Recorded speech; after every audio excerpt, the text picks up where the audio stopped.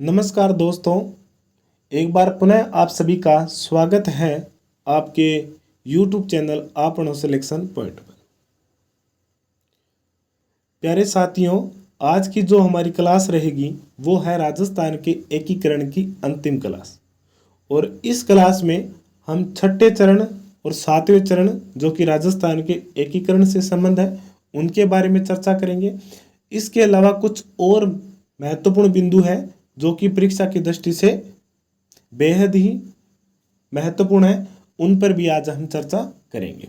ठीक है, और इसी के साथ आज की इस क्लास के साथ ही हमारा जो इतिहास को लेकर के, राजस्थान के इतिहास को लेकर के जो हमने कोर्स शुरू किया था निःशुल्क आप सभी के लिए, वो यहाँ पर समाप्त हो जाएगा। इसके बाद में राजस्थान की कला एवं संस्कृति से संबंधित जो क्लासें हैं वो हमारी लगातार प्रारंभ रहेंगी। और कला संस्कृति में जो हमारा पहला टॉपिक रहेगा वो रहेगा राजस्थान के लोक देवता एवं लोक देवियाँ। ठीक है, इसके अलावा कुछ और बातें हैं वो भी मैं आपको बता देता हूँ कि स्क्रीन पर आपको हमारा YouTube चैनल है, उसका नाम विद लोगो के साथ लिखा हुआ है। आप उसे ज्वाइन कीजिए और ज़्यादा से ज़्यादा ज्वाइन कीजिए, अपने साथियों को शेयर कीजिए। क्योंकि क्या होता है कि एक शिक्षक के लिए जब विद्यार्थी ज़्यादा से ज़्यादा जुड़ते हैं और उनसे तरह तरह के सवाल करते हैं तो एक शिक्षक को भी मनोबल मिलता है और वो उसमें तरह तरह के सुधार भी करता है। ठीक है, अब मैं यहाँ पर आता हूँ, आपको पढ़ा देता हूँ, आप पढ़ लेते हो, परंतु आप किसी भी प्रकार का कमेंट नहीं करते हो कि कौन सी चीज़ आपको समझ में आई है और कौन सी चीज़ आपको समझ में नहीं आई है। ठीक है, हाँ, हो सकता है कि मैं 90% सही करवा रहा हूँ, 10% हो सकता है गलत भी करवा रहा हूँ, कोई चीज़ समझ अच्छी प्रकार से समझा नहीं रहा हूँ। ठीक है, तो इसके लिए आपको क्या करना है, आप कमेंट बॉक्स में कमेंट अवश्य कीजिए और उन कमेंटों को हम अवश्य पढ़ते हैं, उन्हें इग्नोर नहीं किया जाता है और उन कमेंटों का जवाब हम अगली जो नेक्स्ट क्लास होती है उसमें देते भी हैं। हम कहाँ पर कमी कर रहे हैं और क्या सुधार कर सकते हैं हम इन क्लासों में, आप वो सजेशन दीजिए, हम उनमें अवश्य सुधार करें। हमारी क्लासों का एक ही ध्येय है कि आप अपने लक्ष्य में सफल हो। ठीक है, इसलिए हमने और हमारी टीम ने मिलकर के ये निःशुल्क क्लासें शुरू की हैं। हम यही चाहते हैं कि हमने जो तंगी देखी है, जिन परेशानियों का सामना करना पड़ा है, वो परेशानियां आपके सामने न आए। आपको घबराना नहीं है, बस अपने मन में विश्वास रखना है और किसी को बार बार कहना भी नहीं है कि हमारा सिलेक्शन होगा, हमारा सिलेक्शन होगा। जो भी है, जो भी लक्ष्य है, जिस लक्ष्य के लिए आप मेहनत कर रहे हो, वो सिर्फ अपने मन में, हृदय में संजोए रखना है आपको।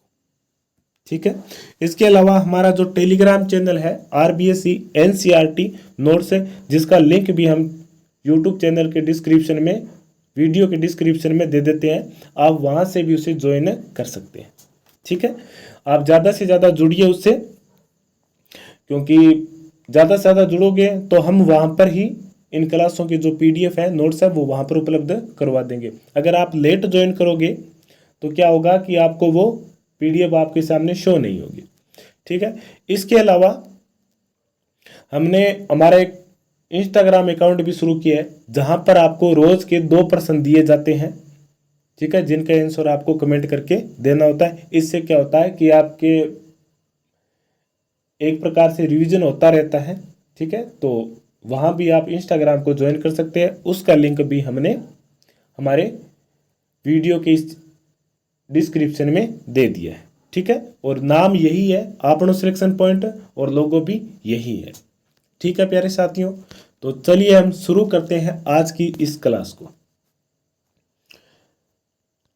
आज की इस क्लास में छठे और सातवें चरण के बारे में हम चर्चा करेंगे, शंकरदेव की अध्यक्षता में। इसके बारे में हमने कल जिक्र कर लिया था, एक बार पुनः बता देता हूँ। शंकरदेव राव की अध्यक्षता में एक समिति गठित की गई थी। ठीक है, जिसके सदस्य थे प्रभुदयाल और RK सिन्हा। यहाँ पर RK सिन्हा है ना, सिन्हा को उठा करके आपको सिद्धवा करना है, जैसा मैंने आपको कल भी बताया था, क्योंकि यहाँ पर थोड़ा करेक्शन है, आप इसे सुधार कर लेना। ठीक है, इस समिति का उद्देश्य क्या था कि राजस्थान की तमाम बड़ी रियासतों का राजस्थान में एकीकरण हो चुका है, परंतु राजस्थान के प्रथम चरण में जिस संघ का निर्माण करवाया गया था, जिसका नाम मत्स्य संघ था, वो आज भी अलग से एक संघ के रूप में है। वो अब तक राजस्थान संघ में शामिल नहीं हुआ है।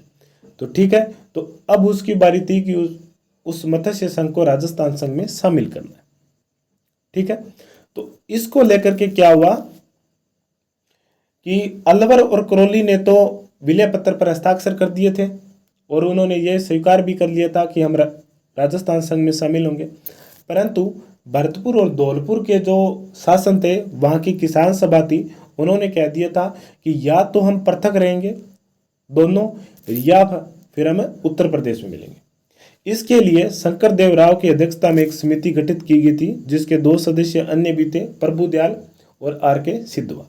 इस समिति ने क्या किया कि जनमत करवाया था अलवर और भरतपुर और धौलपुर में, और वहां पर जनमत ने क्या निर्णय निकला कि वो राजस्थान के संघ में शामिल होना चाहते थे, और अंतत में इन चारों रियासतों के से बना हुआ मत्स्य संघ को वृहत राजस्थान में शामिल कर लिया गया था। कब किया गया था? 15 मई 1949 को। ठीक है, तो इस प्रकार हमने कल देखा था कि किस प्रकार राजस्थान की 18 रियासतें, 3 ठिकाने का एकीकरण अब तक हो चुका था 5वें चरण में।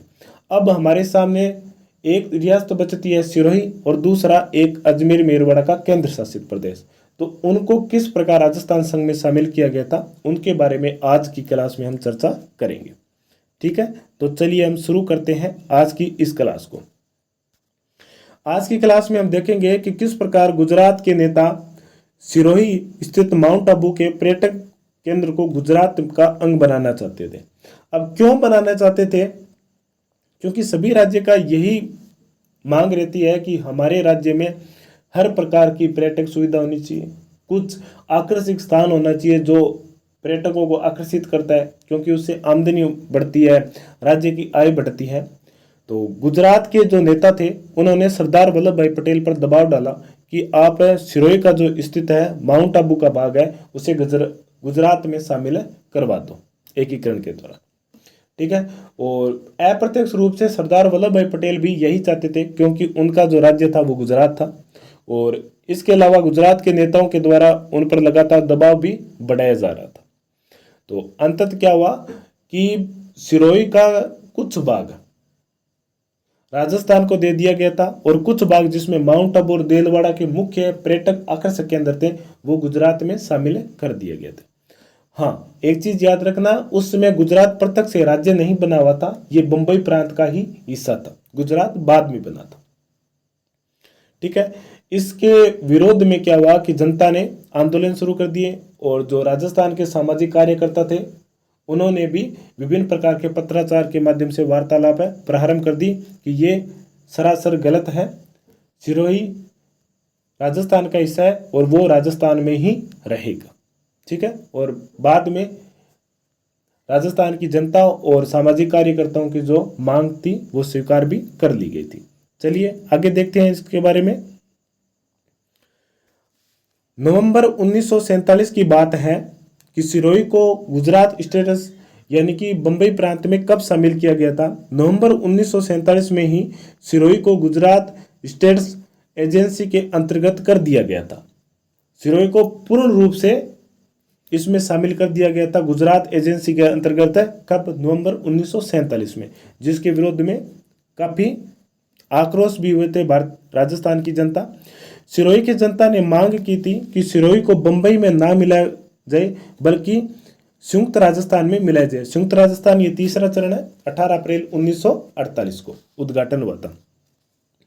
इस पर हीरालाल शास्त्री जो जयपुर के थे, इन्होंने भी कहा था कि जब उदयपुर को संयुक्त राजस्थान में मिलाए जाने पर 10 अप्रैल 1948 को पटेल जी को एक तार भेजा था और कहा था कि यह जानकर प्रसन्नता हुई कि उदयपुर संयुक्त राजस्थान में शामिल हो गए हैं। ठीक है, तो इसके साथ ही सिरोही का राजस्थान में शामिल होना और भी अवश्यंभावी हो गया है।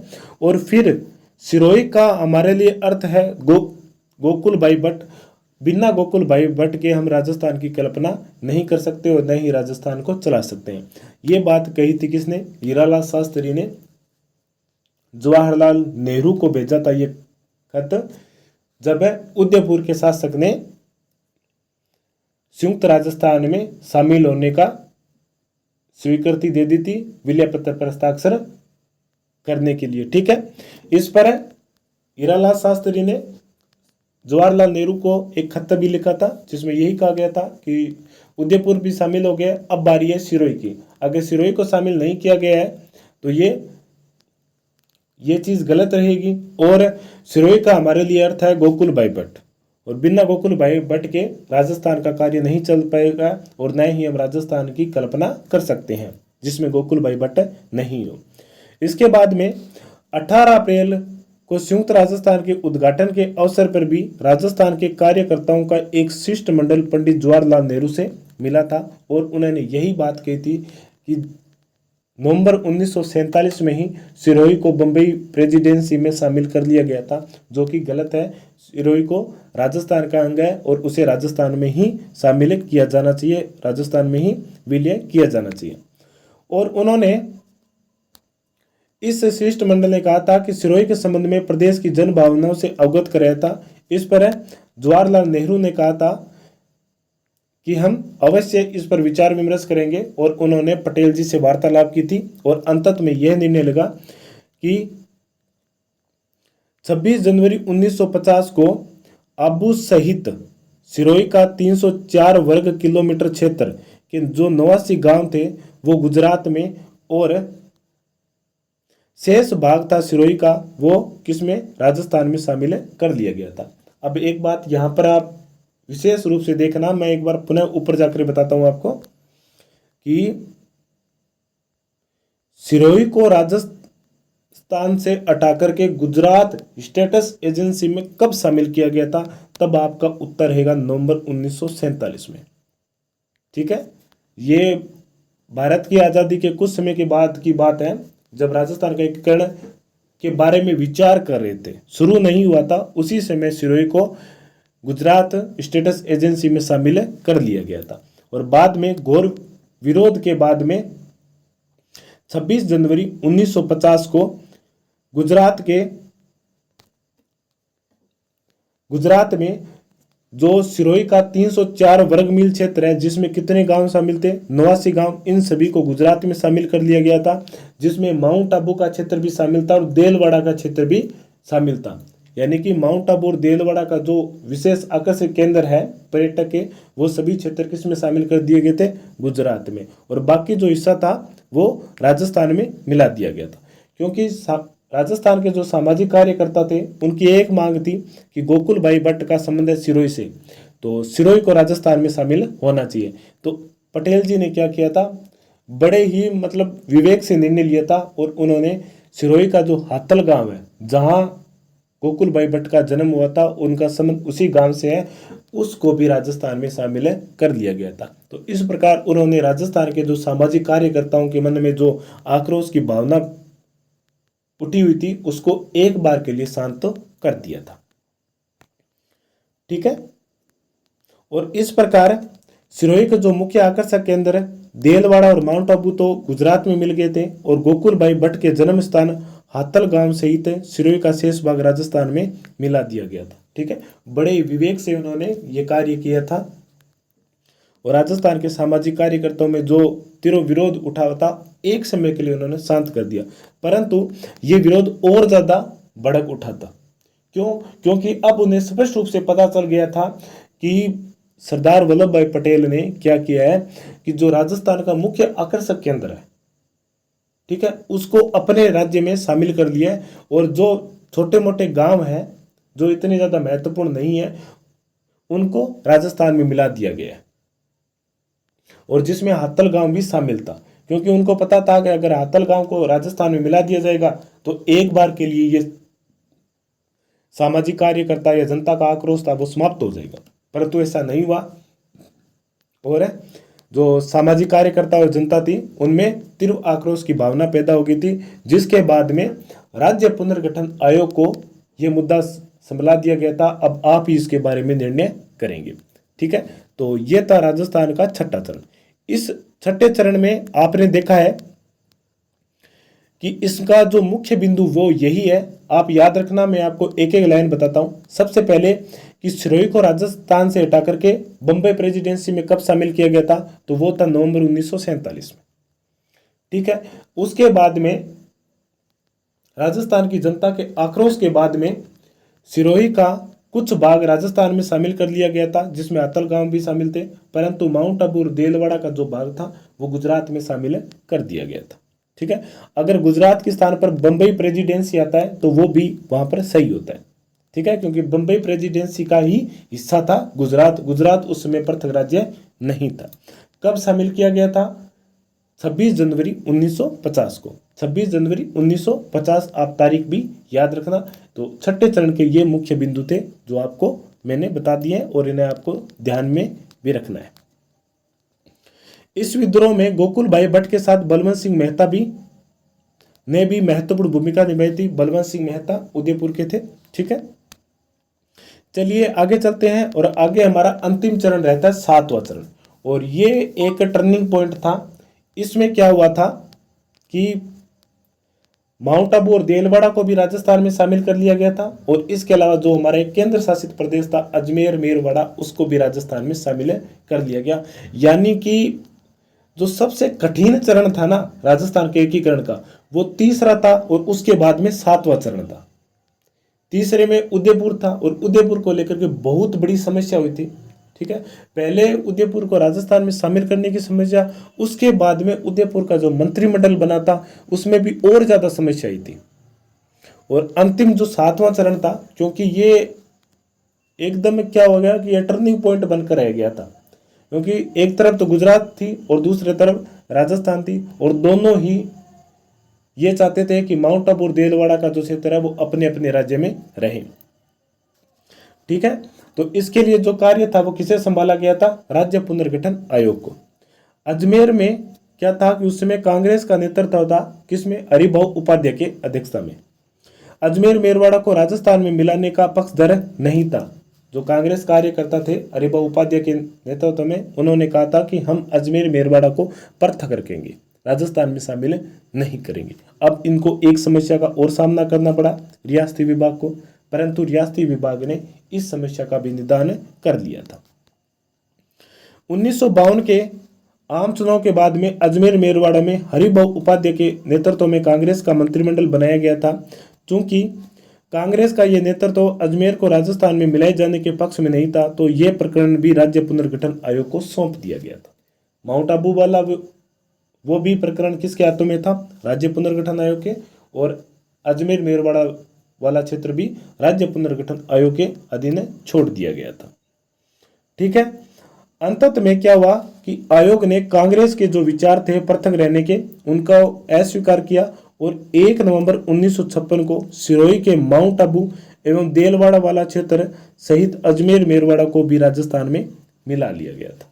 ठीक है, और इस प्रकार राजस्थान का एकीकरण पूर्ण हुआ था। 19 रियासतें, 3 ठिकाने और 1 केंद्र शासित प्रदेश। ठीक है, इसके अलावा 7वें चरण में कुछ और भी हुआ था, जिसमें कुछ गांवों का इधर उधर किए गए थे, वो भी बता देता हूं।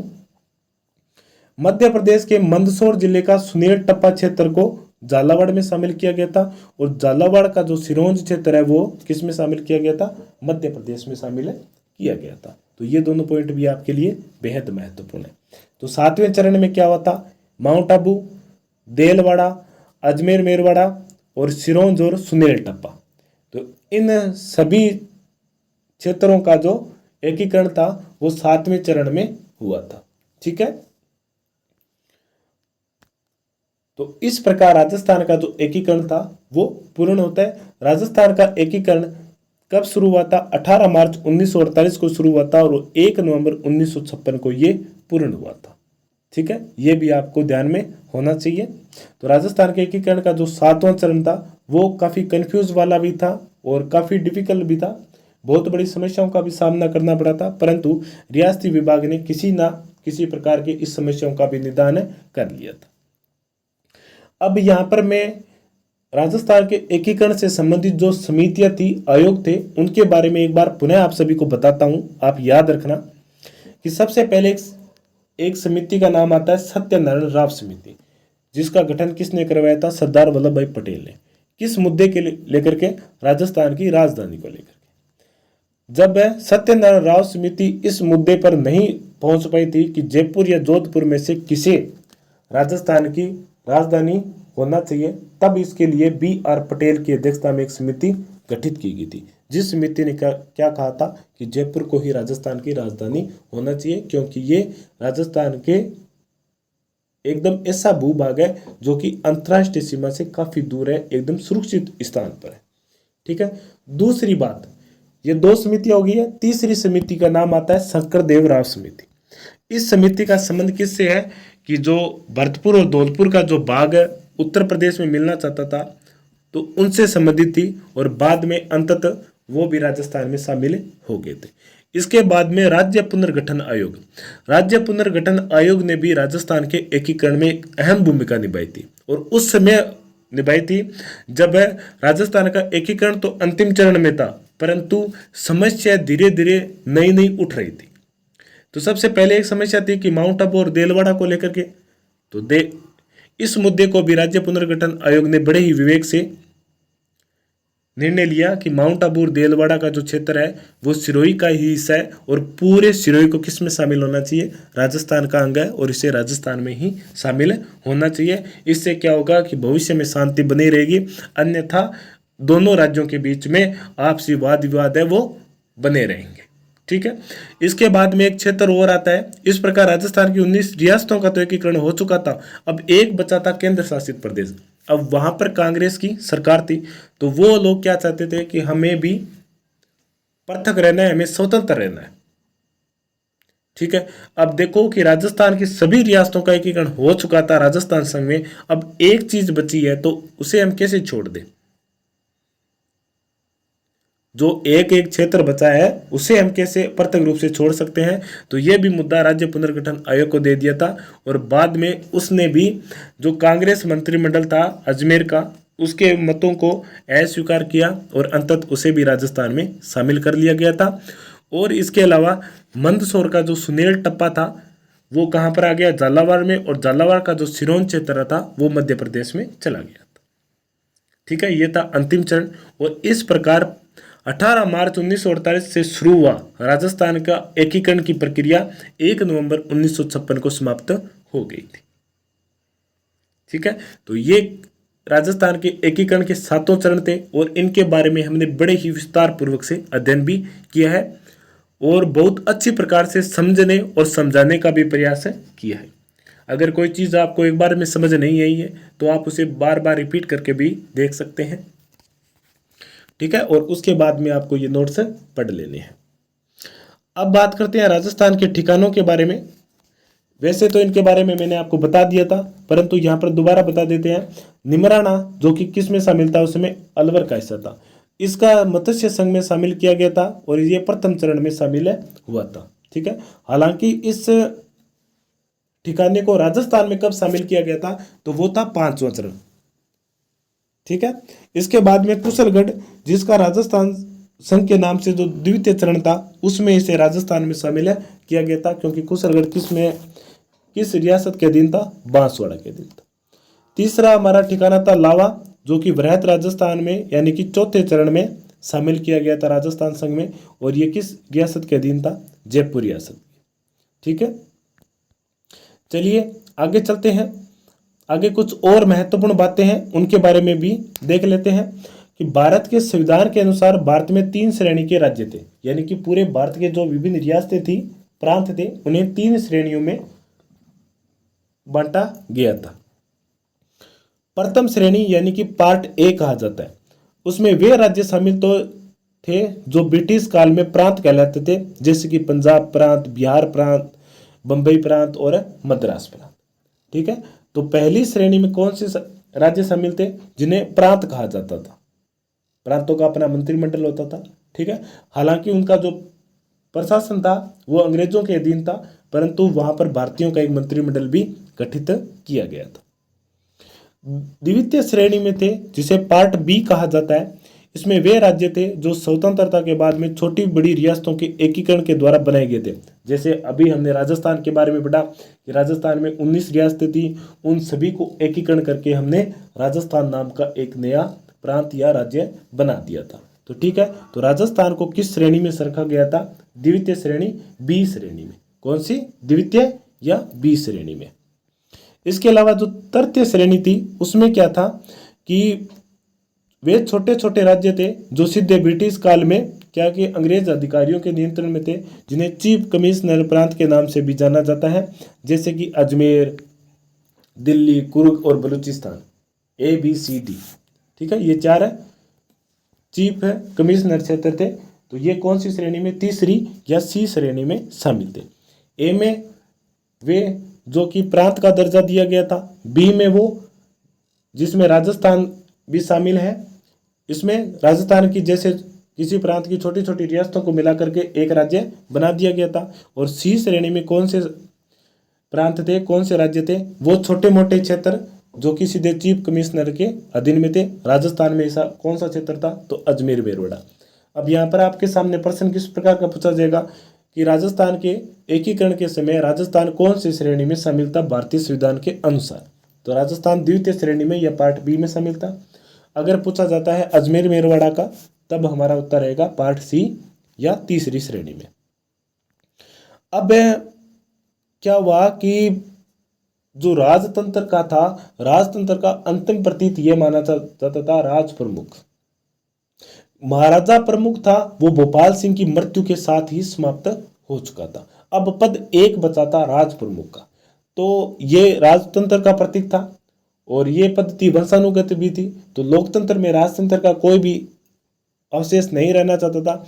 तो इसमें भी क्या किया कि 1 नवंबर 1956 को भारत सरकार ने 7वें संविधान संशोधन के बाद में ये निर्णय लिया गया कि पार्ट और ए और बी राज्यों में जो भेदभाव है उसको समाप्त किया जाएगा।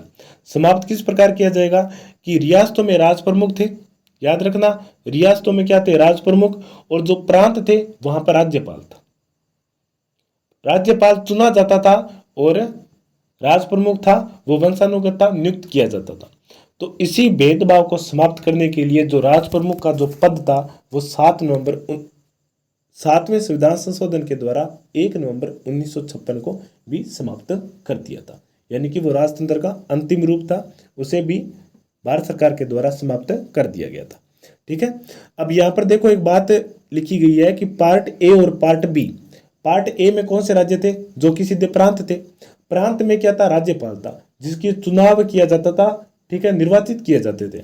और पार्ट बी में क्या थे?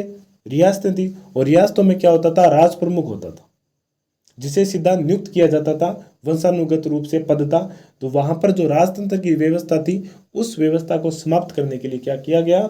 7वां संविधान संशोधन 1 नवंबर 1956 को राज प्रमुख का पद समाप्त और उसके स्थान पर गवर्नर या राज्यपाल का पद सर्जित किया गया था। और हमारे पहले राज्यपाल थे गुरुमुख निहाल सिंह।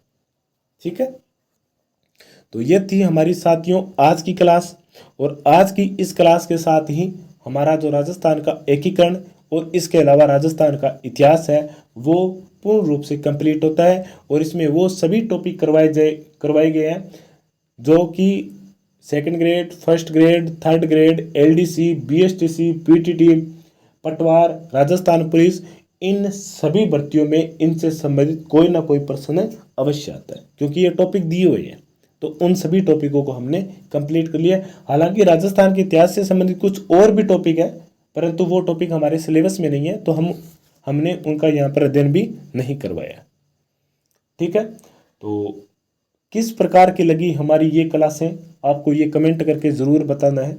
और आपसे एक नम्र निवेदन है कि आप हमारे YouTube चैनल के एक सक्रिय सदस्य बनिए, लगातार हमसे जुड़े रहें। हम आपके लिए इसी प्रकार का और भरसक भी प्रयास करते रहेंगे। ठीक है, इसके अलावा हमारा टेलीग्राम चैनल और इंस्टाग्राम अकाउंट अभी है, आप वहाँ भी उन्हें ज्वाइन कर सकते हैं। हाँ, एक चीज़ याद रखना, अगर आपका इंस्टाग्राम अकाउंट नहीं है तो कोई ज़रूरी नहीं है आप उसे ज्वाइन मत करना।